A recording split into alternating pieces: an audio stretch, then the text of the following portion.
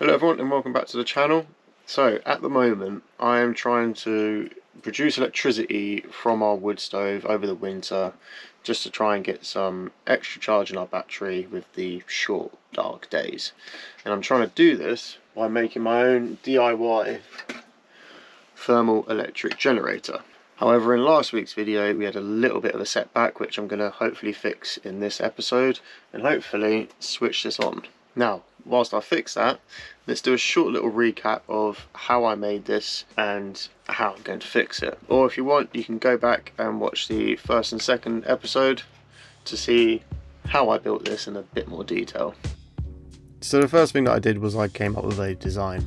And I drew this out on a bit of paper which was 300 by 300, which was the same size as the sheet of aluminium I was going to use.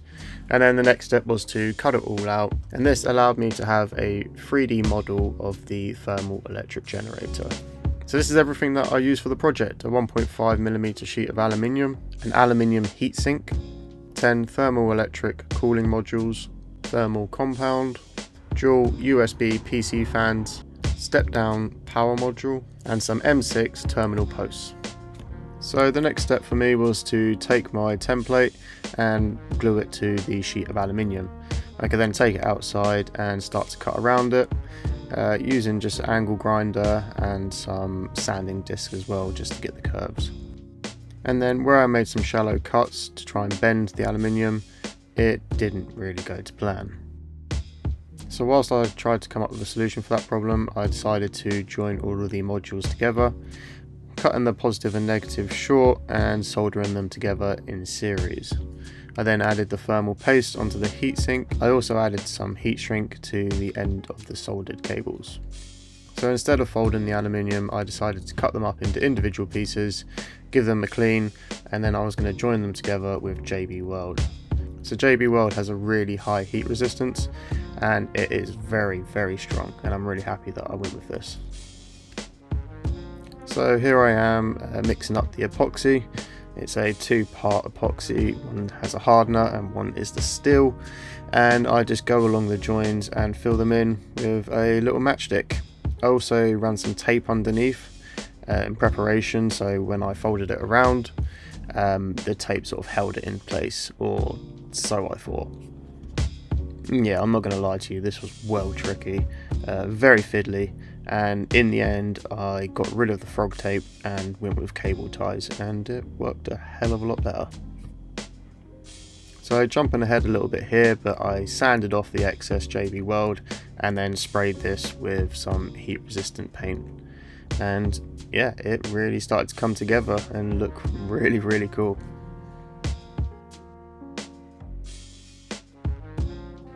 However, when it came to testing, the power module just wasn't turning on. So I got the multimeter out and I tested the continuity, and there just wasn't one. So obviously there was a fault with the circuit. So all I could do was take it apart and find out what was wrong, and well, it was one of the modules had broken on the inside, and yeah, I just had to leave it for a few days while I ordered some replacements. Okay, so we have got our replacement module. I actually bought two just in case, and also had to buy another tube of thermal paste, but that's fine. What I need to do now is just remove this one, and I was meant to unsolder that, but it's just snapped off. Anyway, solder in the new module, obviously cut all the wires a bit shorter, and test it before I put it back in. That's what I need to do. In fact, I had to put a little join on this end one because I cut it a bit short, but I might move that one over, put that one in, and then I've got a whole length of cable. I'm going to do that. It's just a little bit of an OCD thing, that is. It's just me wanting to make it look as good as possible. So I'm going to quickly sort this out and then put it back together. I'm really excited to test this now.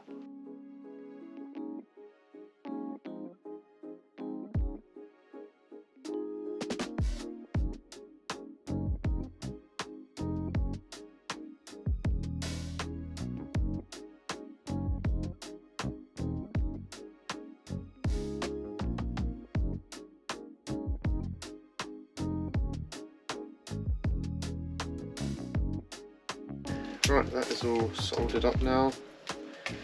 Now let's check. So we are getting a reading all the way around now. So we know we're not getting that sound. We are getting a reading. So we do have a circuit. I imagine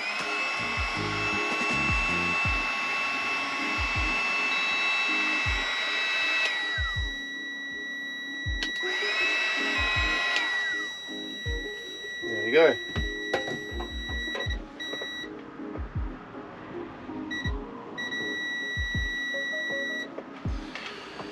Tested. Excellent. Right, now all I've got to do is try and slide it back into here. No, what I've got to do next is put some heat shrink around all of the soldered joints so they don't make a connection with the aluminium.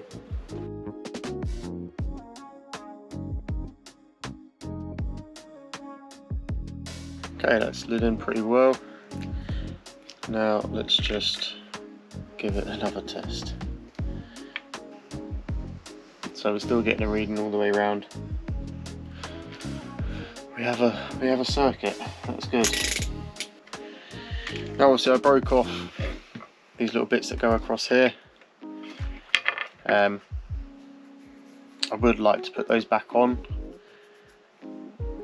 but then that means that we wouldn't test until tomorrow.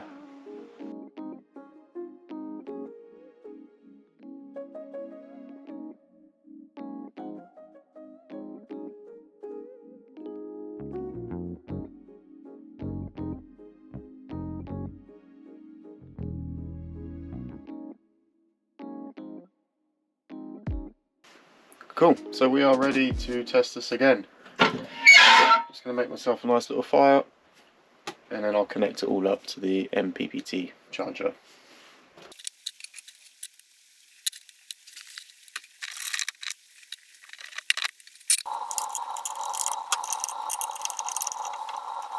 So at the moment the voltage regulator hasn't switched on yet. The stove's not quite warm enough yet. You can still hold your hand on it a little bit, but once it gets up to a temperature, well enough to start producing enough power, this is going to switch on hopefully. Right, I did a stupid. I've just rewatched one of the videos where I've learned how to do, or how I've learned how to make one of these, and I'll leave them in the description below because they are very useful. And the way that we've done the pads, the positive and negative that comes into the step down module, that needs to be reversed, so positive is negative and negative is positive. And now I've done that, straight away it is now turning on. So now I just need to set the voltage for the USB and the sort of main power that's going around to our terminal posts. So I'll set those now. Right, we are 50-50 working at the moment. I've had to play around with this quite a bit because there is not a lot of information out there with this step down module with the two outputs, and we're working good. All right, we're getting 13.1 volts coming from this, and that's a temperature of like 280, and yeah, it is working really well. There's a nice sort of breeze coming out from the sides, which again is quite nice because it's going to spread the heat around the van. Yeah, we're holding steady at 13.1 at the moment, so really nice. Obviously you can see we've got the power pack there controlling the fan, and that's because I can't get the USB to work. If I plug the fan in, it just kind of shuts the whole step down module off. I'll show you now. So if I unplug it from here and plug it into here, boom, it just stops. The fan does work, but not at its like highest performance, which is what I've got it on at the moment. Yeah, as soon as you turn the fan off, the voltage starts dropping. So this is This is a really nice like balance between the both, between the heat and the cold. Yeah, as far as I'm aware, it's working good. So yeah, I don't know what it is. I'm still playing around with the settings. Now this fan, it's a 5-volt fan, okay? So the USB on here is 5 volts. Again, I don't have a lot of information on this at the moment, so I'm trying to figure it out. I'm trying to read some forums at the moment. So picking in 13.1 volts. Now that's going straight to here.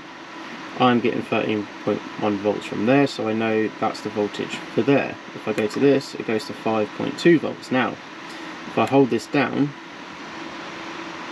it flashes and I can control it. So you'd think, okay, well maybe this is the voltage for the USB. The fucking thing is so hot right now. So okay, 5 volts, hold that down, and that's what it should stay at. But it doesn't, it creeps up slightly. So again, I'm a bit unsure with why that's not working for the fan. Because in theory, I should be able to plug that fan into there right now and it should work.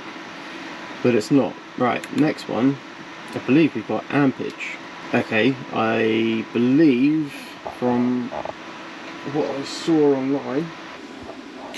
Okay, so the current, there it is. So 0.50 amps.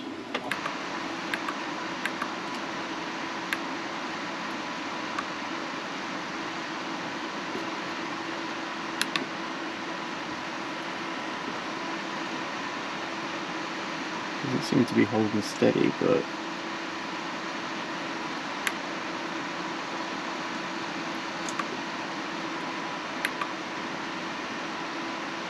okay, we've done something, people. Do you know what you've done? Nope, let's give that a go now. Nope, just died again. God damn it! Thought we were there. If I turn it off on the switch, yeah, see, it just doesn't like it. Yeah, it's not ideal. It's not where I wanted this to be. I thought we were going to get this working, and it is working. So, haven't shown you the best bit yet. Since I've had the Thermoelectric generator running, we've obviously had the lights on. We've had the fan on because, to be honest with you, it's too warm at the moment to really have a fire on. Obviously last week we went down to like -11 at one point, I think it was, and yeah, we had the fire on all the time. It would have been a perfect time to have this thing working, but we didn't. But for the sake of testing it today, we've got it on, and I think it's about 6 degrees outside at the moment, so not ideal. But anyway, we've had things running, and we have not dropped from 98%.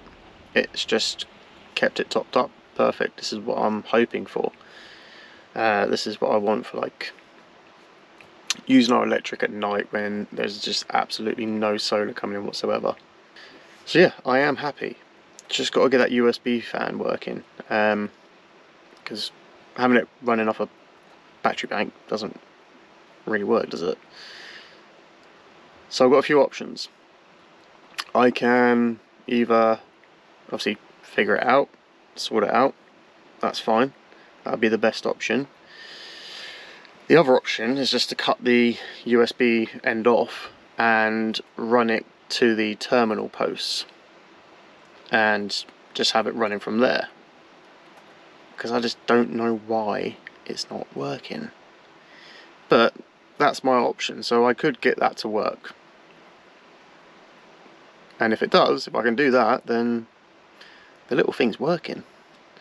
But I'm going to try and figure out the USB port and find out why it's not working, because yeah, 5 volts is nothing to run that fan. That should work. Right, that's it. I can't figure out the USB. Yeah, I've changed every setting in there. I've matched it up with the description of the fan from like the details that I've got off Amazon where I bought it from. So yeah, I'm just going to snip up the USB plug off now and just wire it to the terminal posts. If you think of what I've done wrong, please let me know, and if I can fix it I will. I'm going to leave quite a bit of length from where I snip it off the USB socket or USB plug, so if someone is out there and can figure it out for me, I can connect it back up hopefully. I've done the wiring up now. The fan is currently switched off over here. I was waiting for this green light to give me the go, so let's try it. No, it's just tripped it again. Why? Why? Why? It's a 5-volt fan. I mean, there is 2 of them. We're only at 9.4 at the moment. However, I need the fan to go on so then the power will go up, because at the moment it's at 9.3, 9.2, so it's only going to keep going down. Right, I'm going to take it off the stove because that won't be good for it. Oh, and it's hot. Should have made a handle. Right. I'm not giving up. I will get this to work. I think I need to ask for your help. So I've not been able to get this to work, and I'm really unsure as to why. As you can see at the moment, the fans are still wired up to the negative and positive, which goes to the MPPT, but I can't get this USB to work. Now, like I said, I can put the plug back on this, and to be honest, if you can see, the cables loop around the fans quite a few times. So what I'll probably do is try and get rid of some of those loops and just have it as short as possible come into the USB, and that's fine. I'll put some heat shrink around it. But as you saw from the video, it just cuts it off.